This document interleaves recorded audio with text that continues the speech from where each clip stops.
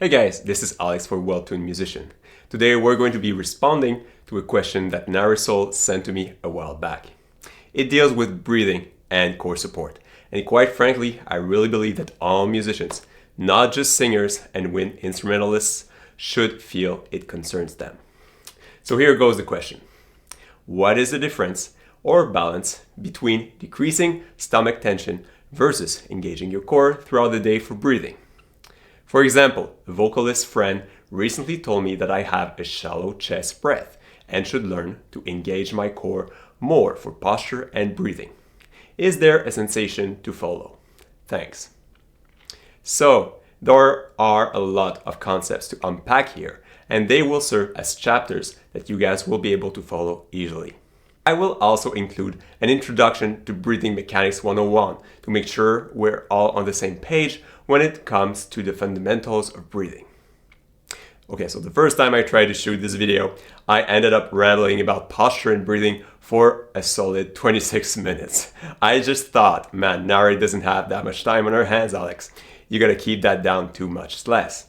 Okay, so what about we go through all of the points in less than 12 minutes, starting now.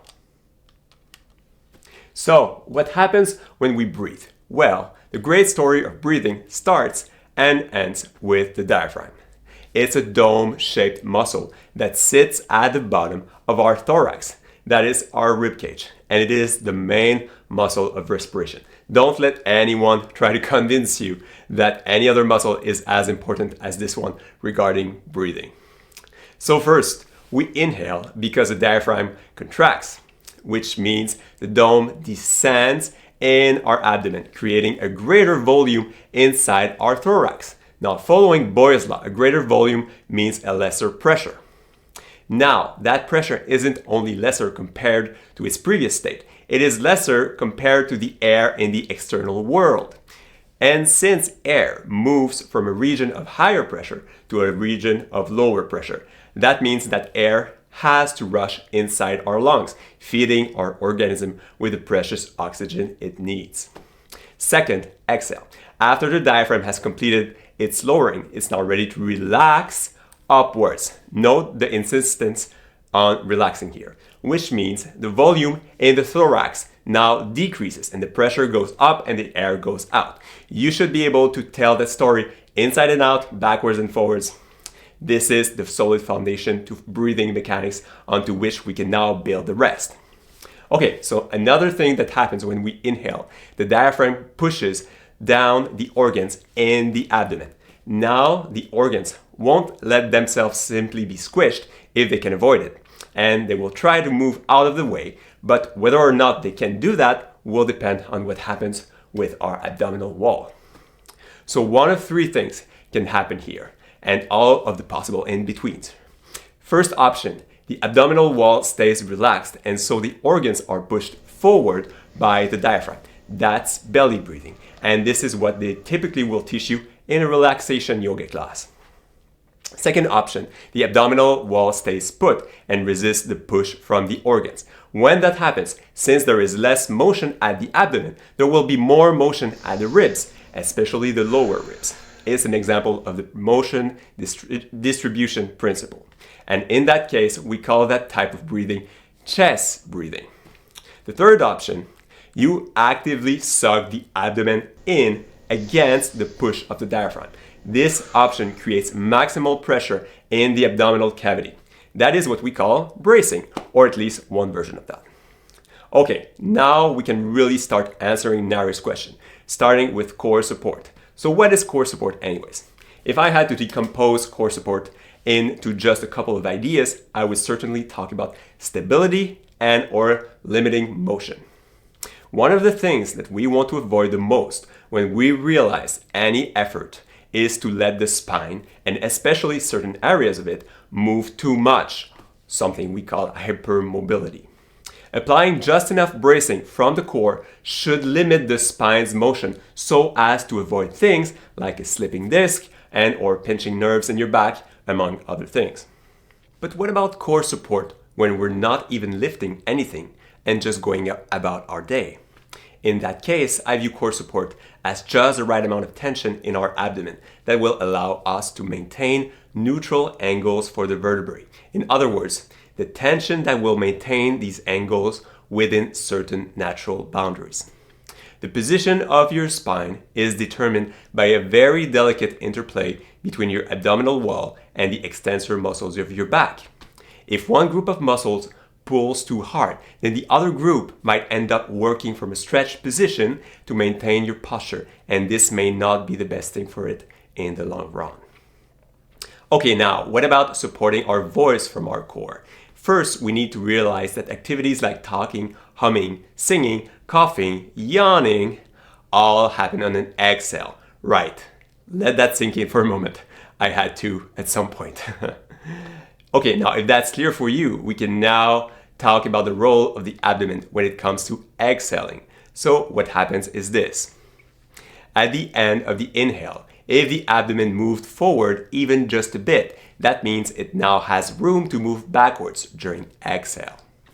Now, in good core support, the abdomen will be drawn back at the same rate that the diaphragm moves back up.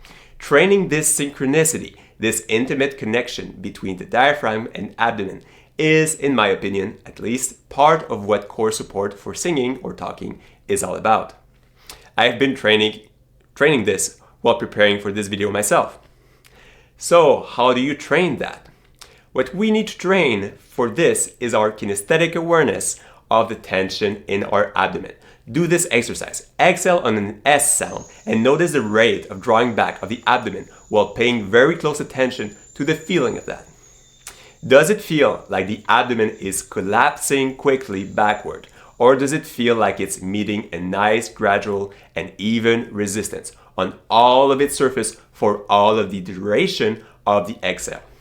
Comparing short bursts of air to long exhales should start giving you a basis of comparison.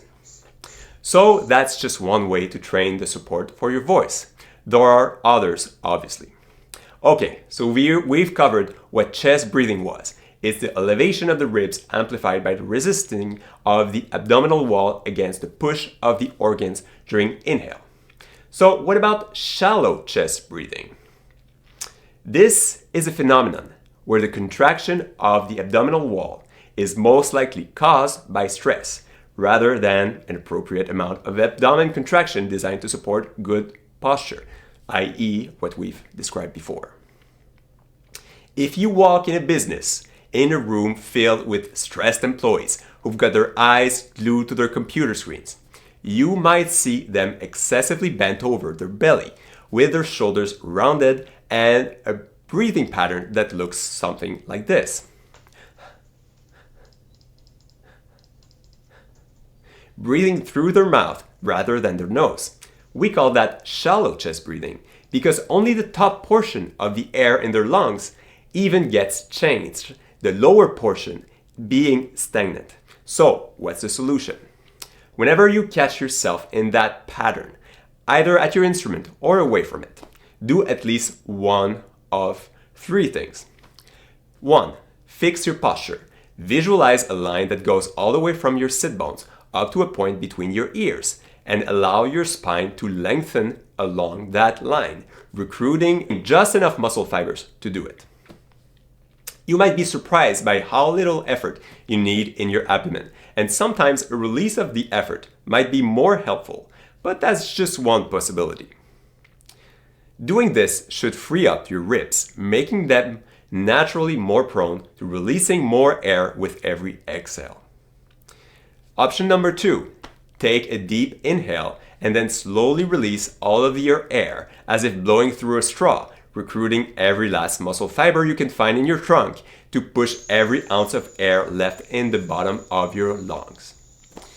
Option number 3, get some cardio. When you do high intensity endurance exercise, you do these deep exhales, which push out the excess air in your lungs. So knowing whether or not the muscle tone or muscle tension in your abdomen is excessively or sufficient can be tricky. Is excessive or sufficient, sorry. So Nahre, you've asked me if I had an image for you to guide you in your research in that sense. The image I can give you is this. Imagine a rubber band that's fresh out of the bag. It's resistant and yet flexible. Now imagine that this same rubber band has been left exposed to sunlight for too long. Now it's brittled and has lost its elastic quality. It's ready to break at any moment. Now, I've voluntarily included one belly breath in my mobility routine, see link in the description, so that you can make a habit of checking for belly tension. So when you do that, ask yourself whether the forward expansion of the belly feels like that flexible yet strong rubber band, or whether it feels like that brittled, ready to break rubber band. If even that leaves you in doubt, then you can always go to a manual therapist who does abdominal myofascial work, like myself. I have over 10 years of training in distinguishing those two things in my patients and can guide them in developing just the right amount of tension in their belly. Now, obviously, my profession, osteopathy, isn't the only one that can do that. A good Pilates instructor or a Feldenkrais teacher are just two of many other professions that can help you with that. All right, I hope this was helpful, guys. I think we've done it when it comes to time. And as always, please subscribe, like, leave a comment or question, and hit that bell if you just can't live without these videos. I'll see you guys next time.